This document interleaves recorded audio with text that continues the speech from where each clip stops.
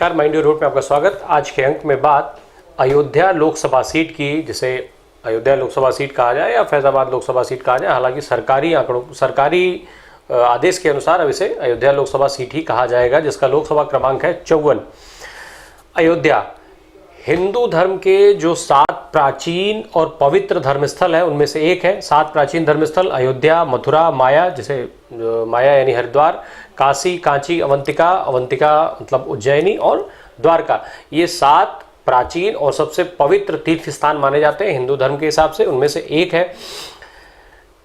भगवान ब्रह्मा के मानस पुत्र थे मनु, और मनु के पुत्र थे इक्ष्वाकु।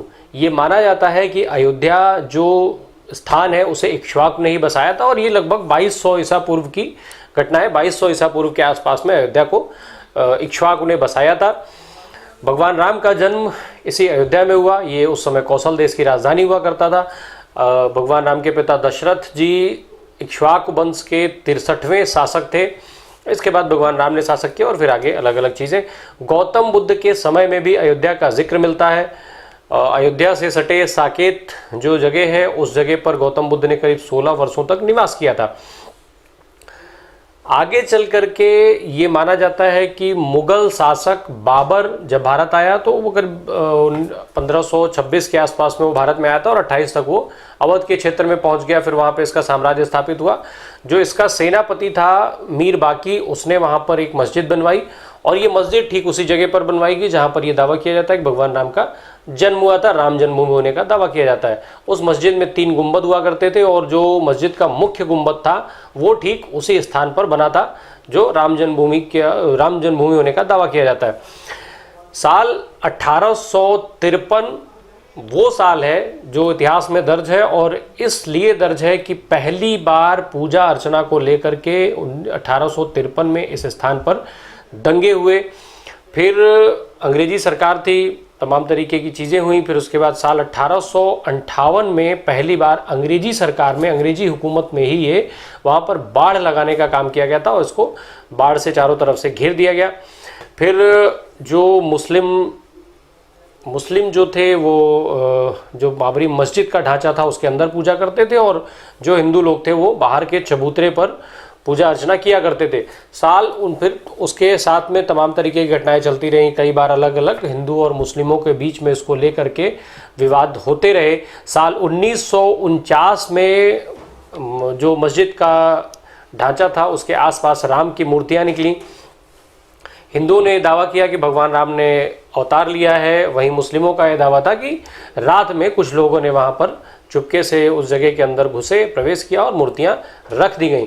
उस समय के जो डीएम थे के नायर, सरकार ने ये आदेश दिया कि वो मूर्तियां वहाँ से हटा दी जाएं, पर डीएम के नायर ने वो मूर्तियां वहाँ से नहीं हटवाईं, ये कहते हुए कि यदि ऐसा हुआ तो यहाँ पर दंगे बढ़ेंगे, हिंदू जो लोग हैं उनकी आस्थाओं को धक्का लगेगा। बाद में फिर साल 1950 में फैज़ाबाद में केस दायर हुआ।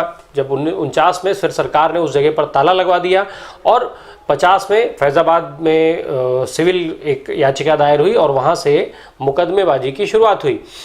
1986 में फैज़ाबाद के जिला जज ने पहली बार यह आदेश दिया, जो ढांचे में ताला बंद था उस ताले को खुलवाने का आदेश दिया, और वहाँ से फिर राम जन्मभूमि के अंदर लोगों का प्रवेश शुरू हुआ। हिंदुओं को वहाँ पर पूजा करने का एक बार फिर से अधिकार दिया गया।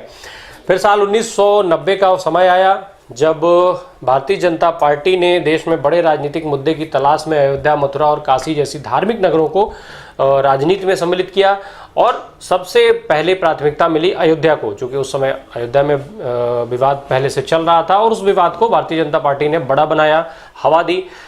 लाल कृष्ण आडवाणी के नेतृत्व में रथ यात्रा निकाली गई। जब ये रथ यात्रा पहुंची, बिहार में पहुंची थी, तो उस समय लालू यादव मुख्यमंत्री हुआ करते थे। उन्होंने आडवाणी को वहां पर गिरफ्तार करवा करके और ये रथ यात्रा रोक दी थी। कार सेवा के बहाने ये रथ यात्रा की शुरुआत हुई थी। उस समय मुलायम सिंह यादव की सरकार थी उत्तर प्रदेश में। जब बाद में वहाँ से जब कार सेवक अयोध्या पहुंचे तो वहाँ पर उत्तर प्रदेश की पुलिस ने गोलीबारी की, काफ़ी लोग मारे गए थे। कहा जाता है, जो सरकारी आंकड़े हैं उसके हिसाब से 16 कार सेवक गोलीबारी में मारे गए थे, जबकि जो अखबार हैं उन्होंने उस संख्या को हजारों में बताया, और काफ़ी लंबे अरसे तक अखबार सरयू की धरती को उनके खून से लाल करता रहा। बहरहाल 6 दिसंबर का एक समय आया जिसने एक नया मोड़ लिया। उत्तर प्रदेश के इतिहास में ये दिनांक एक अलग ही तरीके के अध्याय के लिए जाना जाता है।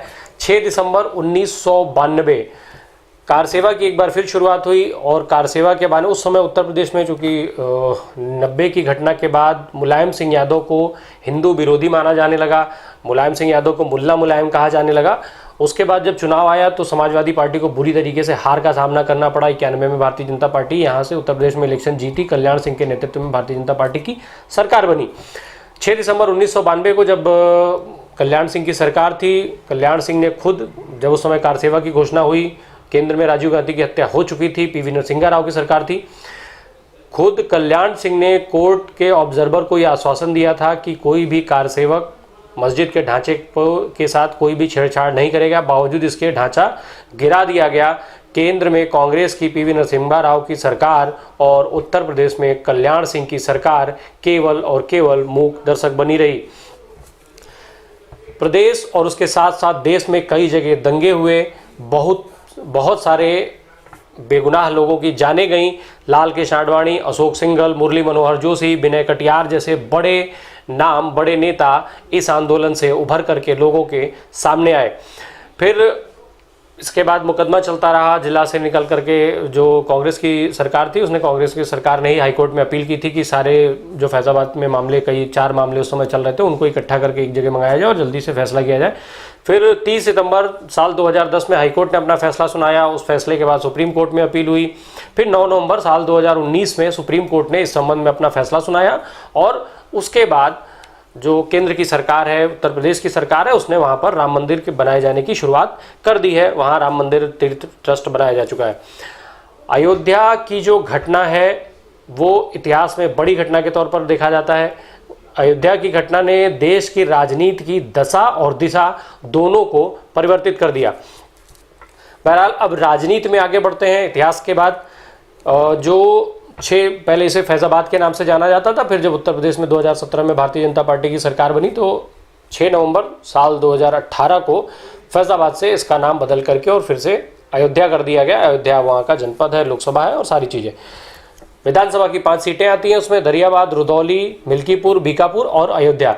दरियाबाद की जो विधानसभा सीट है वो पहले बाराबंकी में होती थी, बाराबंकी जिले की सीट थी, तब बाराबंकी में 6 सीटें हुआ करती थी और अब दरियाबाद अयोध्या की लोकसभा सीट में शामिल हो चुकी है। बहरहाल इन पांचों विधानसभा की सीटों पर साल 2017 में जब चुनाव हुए थे तो ये सीट भारतीय जनता पार्टी के कब्जे में है।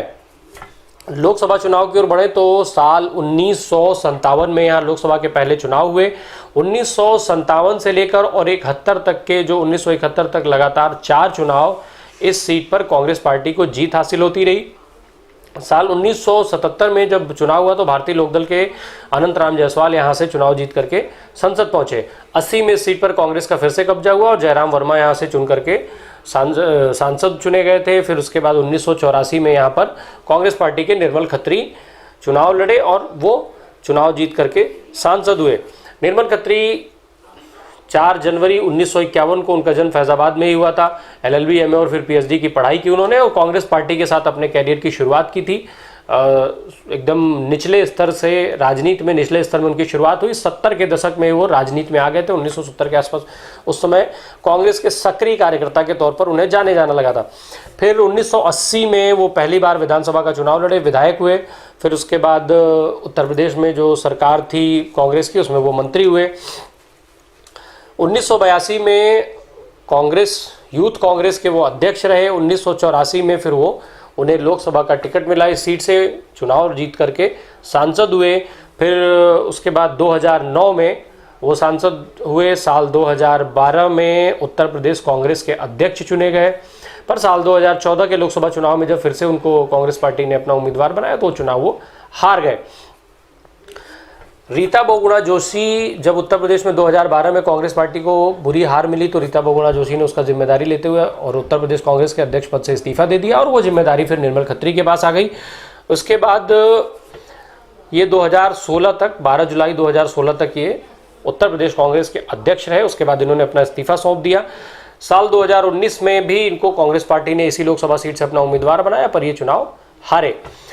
निर्मल खत्री को ऐसे बेहद साफ सुथरी छवि का नेता माना जाता है, शांत स्वभाव के नेता के तौर पर जाना जाता है। हालांकि लोगों के बीच में इनकी पकड़ अच्छी है। कुछ एक विवाद इनके साथ बाद में आकर के जुड़ गए, जब एक स्कूल जिसके ये मैनेजर हैं उसको उसमें उसके विवाद में एक व्यक्ति की आत्महत्या में इनको आत्महत्या के लिए उकसाने का आरोप लगा और वो मामला अभी भी चल रहा है।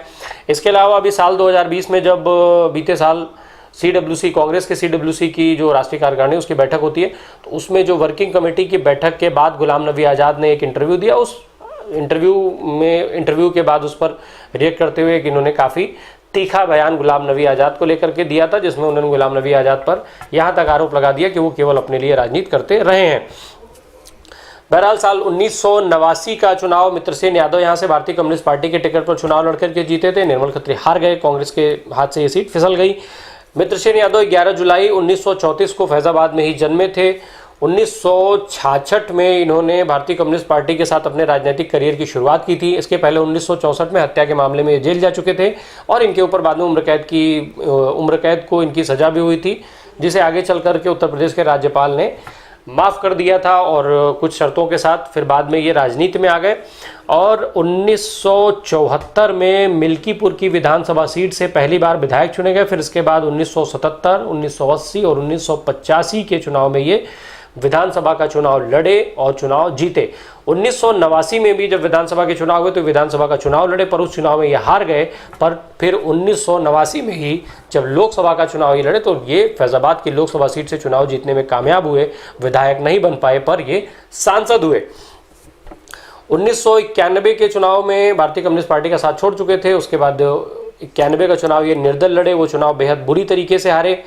फिर 1998 में समाजवादी पार्टी के टिकट पर ये इसी सीट से चुनाव लड़े और ये सीट समाजवादी पार्टी के झोली में गई जब वो मित्रसेन यादव यहाँ से चुनाव जीतने में कामयाब हो गए। फिर साल 2004 में ये चुनाव जीते, पर उस समय ये बहुजन समाज पार्टी में थे और बहुजन समाज पार्टी के हिस्से में ये सीट गई। इसके पहले साल 2012 में ये बीकापुर की विधानसभा सीट से समाजवादी पार्टी के टिकट पर चुनाव लड़ करके और विधायक रहे थे। साल 2014 में जब समाजवादी पार्टी ने इनको अपना उम्मीदवार बनाया तो ये चुनाव हार गए, पर चूंकि विधायक थे और 7 सितंबर 2015 को इनका निधन हो गया।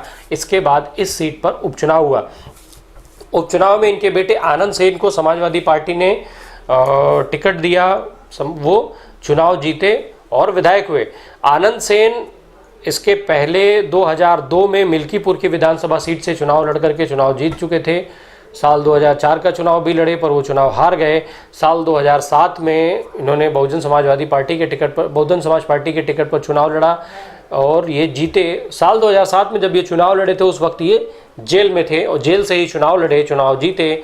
बाद में जब मायावती की सरकार बनी तो इन्हें राज्य मंत्री बनाया गया, पर शपथ ग्रहण में आने के लिए इनको कोर्ट से इजाज़त नहीं मिल पाई, तो इनके लिए दोबारा से शपथ ग्रहण के समारोह का आयोजन किया गया। 2019 में इनको समाजवादी पार्टी ने फैजाबाद की लोकसभा सीट से अपना उम्मीदवार बनाया था, पर ये चुनाव हार गए थे।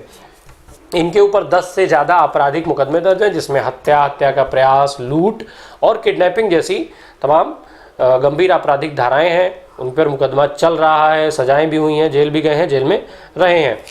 बहरहाल इसके बाद आगे बढ़ते हैं। 1991 का जो लोकसभा चुनाव आया तो ये चुनाव भारतीय जनता पार्टी के हिस्से में गया। विनय कटियार, चूँकि उस समय आंदोलन का समय था और विनय कटियार स्थापित नेता थे, विनय कटियार को भारतीय जनता पार्टी ने उम्मीदवार बनाया। विनय कटियार चुनाव जीते और चुनाव जीत करके संसद पहुँचे।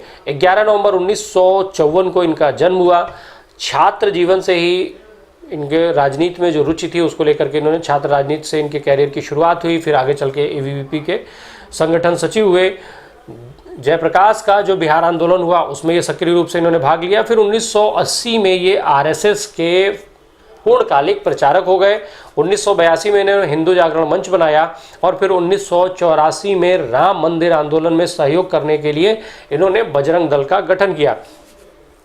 बजरंग दल के माध्यम से ये राम मंदिर आंदोलन में सक्रिय रहे। साल 1991 में लोकसभा का चुनाव लड़े, चुनाव जीते। 1996 में एक बार फिर से चुनाव जीते, पर 1998 में ये चुनाव हार गए। 1999 का लोकसभा चुनाव एक बार फिर ये भारतीय जनता पार्टी के टिकट पर लड़े और जीते। साल 2002 में इन्हें भारतीय जनता पार्टी ने उत्तर प्रदेश का अध्यक्ष बना दिया, भारतीय जनता पार्टी के उत्तर प्रदेश के ये अध्यक्ष हुए। फिर 2006 तक ये अध्यक्ष 2004 तक ये अध्यक्ष रहे। 2006 में ये भारतीय जनता पार्टी के राष्ट्रीय महासचिव बना दिए गए। साल 2012 में उत्तर प्रदेश से ही इनको राज्यसभा भेज दिया गया, राज्यसभा के सांसद हो गए। राम मंदिर आंदोलन से विनय कटियार बड़े नेता के तौर पर स्थापित हुए, फायर ब्रांड नेता के तौर पर जाने लगे, कट्टर हिंदूवादी नेता के छवि है इनकी, कई बार विवादित बयानों को लेकर के बेहद चर्चित रहे थे। हाल ही में 2018 में इनका एक बयान आया था जब इन्होंने यहाँ तक कह दिया था कि मुस्लिमों को भारत में रहना ही नहीं चाहिए, मुस्लिमों की यहाँ कोई आवश्यकता नहीं है और जो मुस्लिम हैं वो तुरंत बांग्लादेश और पाकिस्तान चले जाएं। ये जो विवादित बयान था उसने मीडिया में खूब चर्चा बटोरी थी और उस समय विनय कटियार की काफ़ी आलोचनाएं भी हुई थी। साल 2014 का जब लोकसभा चुनाव आया तो भारतीय जनता पार्टी ने विनय कटियार को टिकट न दे करके और लल्लू सिंह को उम्मीदवार बनाया।